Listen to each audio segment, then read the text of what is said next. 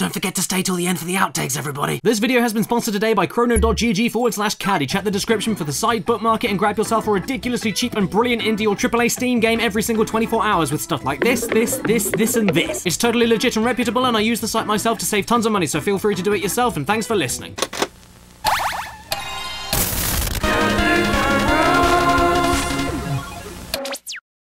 You know what I love? Going to France. We're on the wrong side of the road! And why do I love going to France? Because that's where Disneyland is. It's a small world after all. It's a small world after all. Seriously though, who doesn't love Disneyland? Walt Disney himself loved it so much that he died. Obviously I went there with my family recently for a quick break before Caddicarus season 11, you know, to freshen up, give myself some new ideas. I gotta think of more ways to joke about how Postman Pat's nose looks like a dick. And once I returned to the UK, I thought back on the trip we took and I realised that no matter how many times I go to the same theme parks, it's still a brilliant time, and the rides are still excellent, even if it's the 10th time I've ridden them all. Casey Jr., still adorable. Slinky Dog, still only just about worth the 5-minute queue time. Buzz Lightyear Laser Blast, still badass. Not as badass as my score though. Space Mountain, still my favourite ride. Star Tours, still great, and it's even been updated with 3D glasses and pod racing. Ratatouille, still brilliant. The Orbitron, I didn't go on it, it's too scary. Pirates of the Caribbean, still fantastic. Indiana Jones et le Temple du Peril, my favourite Indiana Jones movie, still rocks my cock off. But who do you think's hiding in that tent?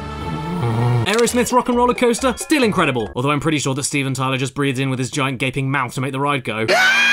Crush's Coaster, still excellent. The special effects showcase, still awesome. Phantom Manor, it was being refurbished. I fucking hate you, Disney. Thunder Mountain, still one of the best rides. Tower of Terror, oh, I don't know about this ride. Oh, I'm all on my own in the hotel basement.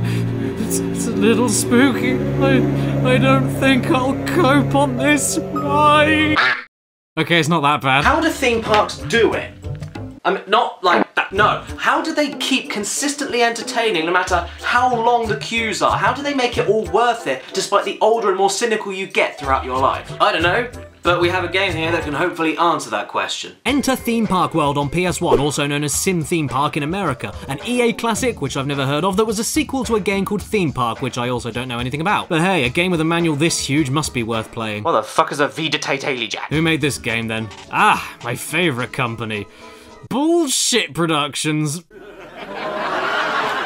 Okay, then what do we have here? Aliens, I like them. People in alien costumes, they're alright, I like them. I really don't see where any of this is going. Ah! The power of Christ compels you! The power of Christ compels you! The power of Christ compels you! What in the name of Nanny's biscuit tin is going on here? What the fuck is the game trying to tell me? How does any of that illustrate running and maintaining a theme park? Did I just so happen to pick up Torture Dungeon World by accident? Anyway, we've started the game up, we've got a gate in front of us, so all good so far. What the hell is that thing? No, seriously, what is that supposed to be? An overweight colon? A ghastly taking a shit? I don't know what this is. When I give you information, most of the time it will be repeated with a message. And more importantly, why should I even listen to you when your glasses don't line up with your face? Anyway, this guy has a load of blah to talk about that doesn't mean anything, and with that, I think it's time to flick the switch and open up my park. Okay, yeah, maybe I should have made something before doing that. Ooh, that's a noise. I heard something. Was that a car engine? Or a dying cow? Oh god, it's a bus! This is so soon, so unexpected. Thank you so much for the support. Oh, okay, I spoke too soon. Why aren't you coming into my park? Look, I've got nothing! This park is anything that you want it to be, is in your imagination. Oh, fucking hell, maybe I should actually look into building something then. There's a lot to choose from here, absolutely, but I think starting off with the crazy ape is a nice way to ease people into the park. Visitors can use... Shut up! I've got no time for you, you defective anal bead! I need to start preparing for my customers. Oh my god, there's one! We've got one park goer in our midst, and he is queuing up for the crazy ape.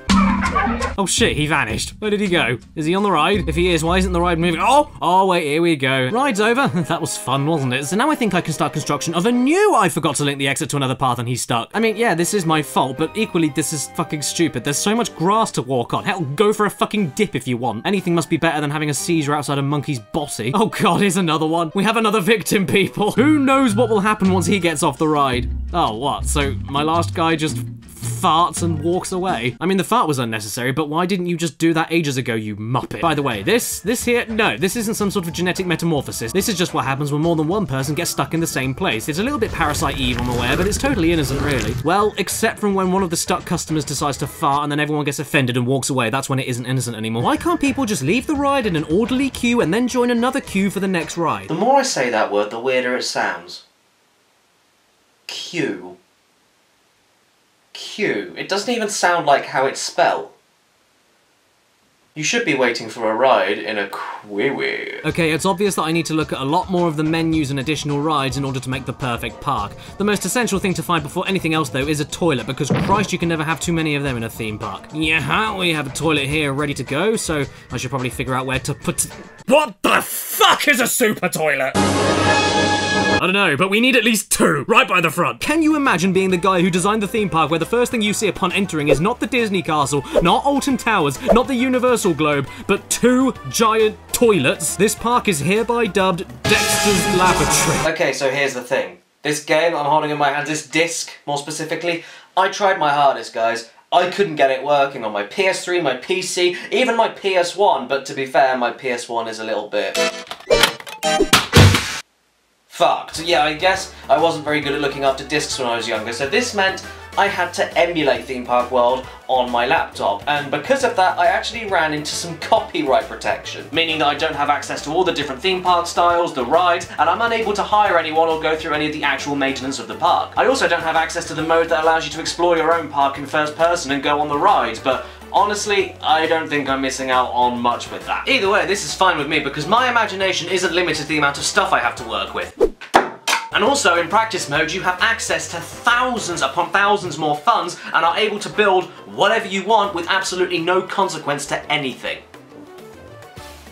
So that's what I did. And here is the fruit of my labour, Dexter's Lavatory. The park is open for business.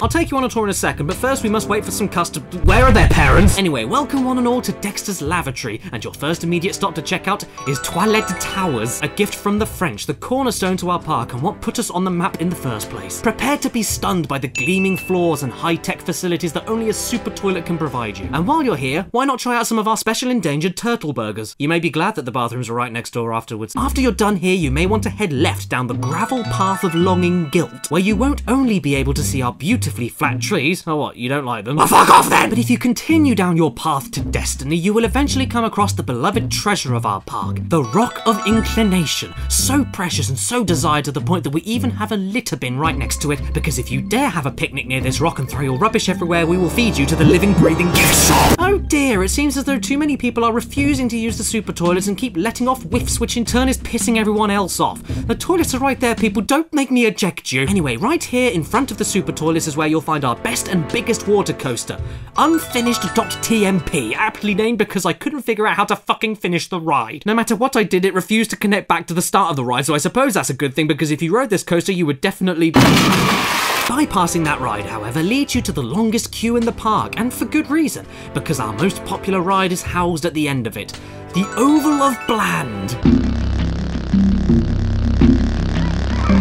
You can see why it's our most popular ride, can't you? And right next door to our exciting oval lies our most hardcore ride for only the most hardcore guests.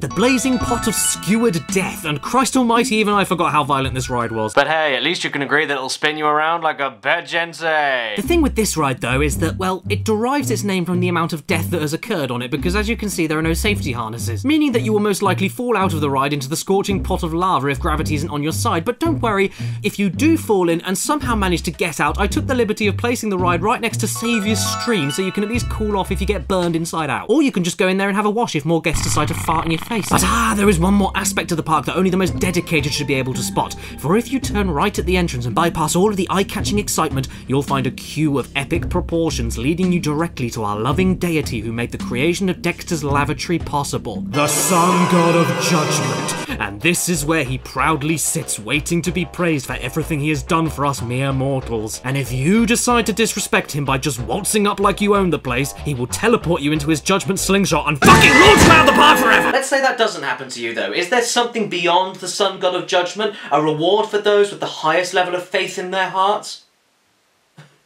Hell yeah, there is. For those who have survived all the trials of the park, this path will lead you to the secret back end of the park for a final test of your devotion to the Lord. For your final test, are you willing to walk by the Forest of 100 Eyes and risk being spotted by our guards who can see through your deceit with our disguised security cameras? Trust me, they can tell if you're not being serious, and if you're not worthy, they will stop you right there. It's also worth saying that one of those trees is equipped with an automatic sniper rifle.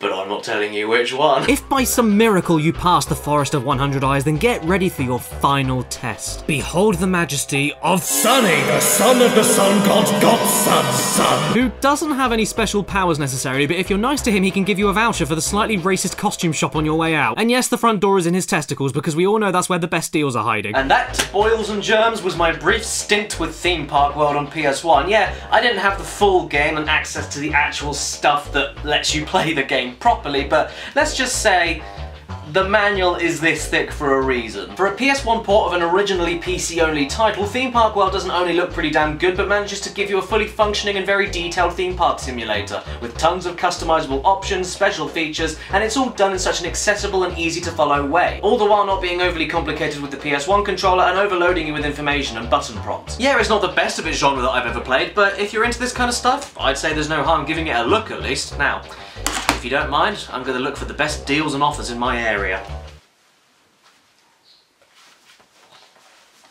Roller Coaster Tycoon!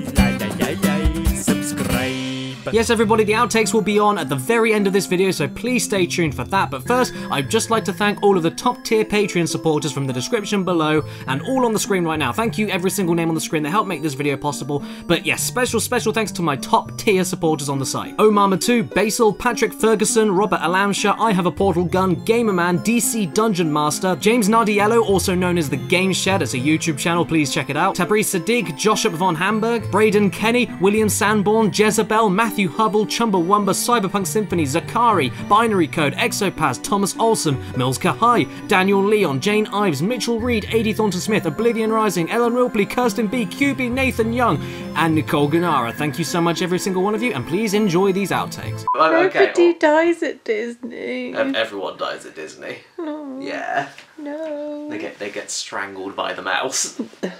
Michael Mouse. Sorry. That's a good sniff. Oh, that's a better one. I got a proper lug. You're not allowed to have genitals at Disneyland. There's no such thing as sex. There just isn't. Well, wait a minute. Somehow Mrs. Potts managed to have Chip. How which the is fuck did that work? A revolting thought. Maybe that's why Chip's chipped. Teapot sex. No, maybe that's why Chip's chipped. Maybe that's why Chip has a dick in his... A dip in his head. I've got dicks on my mind. Help me. Yeah, it came out while she was pushing him out. It just snapped off. What her spout knows. Oh!